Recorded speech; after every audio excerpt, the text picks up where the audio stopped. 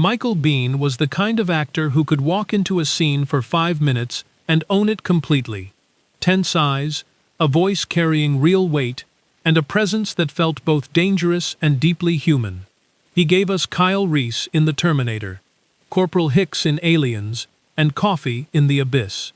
3 films that helped define an entire era of science fiction cinema.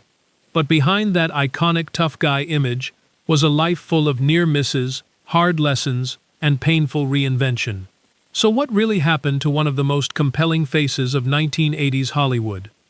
Born in Anniston, Alabama in 1956, Biehn grew up moving between states, Alabama, Nebraska, Arizona, and it was in Arizona where something unexpected clicked. He joined his high school drama club almost on a whim, and for the first time, discovered that stepping into someone else's skin felt completely natural. A drama scholarship to the University of Arizona followed, but the classroom wasn't where he wanted to be. He left after 2 years, packed his bags, and drove to Los Angeles with nothing guaranteed. Those early Hollywood years were genuinely tough. He played tiny roles, forgot his lines on camera, and attended far more auditions than he landed. But he kept showing up. When the audition for The Terminator arrived in 1984, Biehn actually stumbled through the first read, accidentally carrying a southern accent from a recent theater role. James Cameron saw past it, called him back, and gave him another shot. That second chance became Kyle Reese, a soldier from the future who moved through the world like a man permanently braced for impact. The film earned over $38 million on a $6 million budget and changed everything.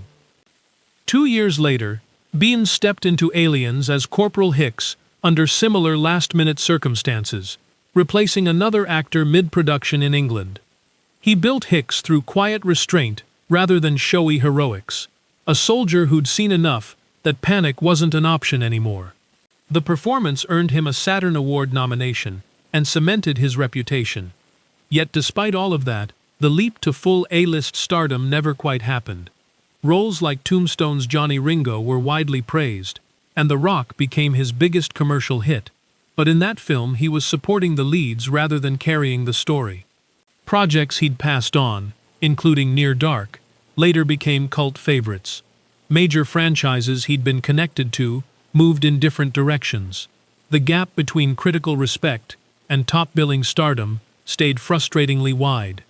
Privately, those years were carrying their own weight.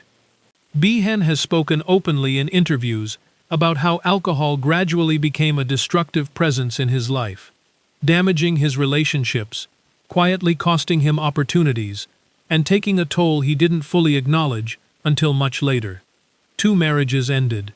His health eventually forced the issue. A stroke, followed by open-heart surgery, brought everything to a halt. Recovery came slowly, supported enormously by Jennifer Blanc, his partner and creative collaborator, who entered his life during its most difficult stretch. Together they built an independent production company, and Biehn found his footing again, not chasing Hollywood's approval, but genuinely enjoying the craft. A son, Dashiell, born in 2015, gave him a renewed sense of what actually mattered. The grief of losing his close friend Bill Paxton in 2017 only deepened that perspective. Today, Biehn keeps working. The Mandalorian, The Walking Dead, and the 2025 film Predator, Badlands, among his recent credits. He carries no bitterness about the roads not taken. What he left behind, Reese, Hicks, Ringo, continues finding new audiences decades later, without any marketing campaign needed.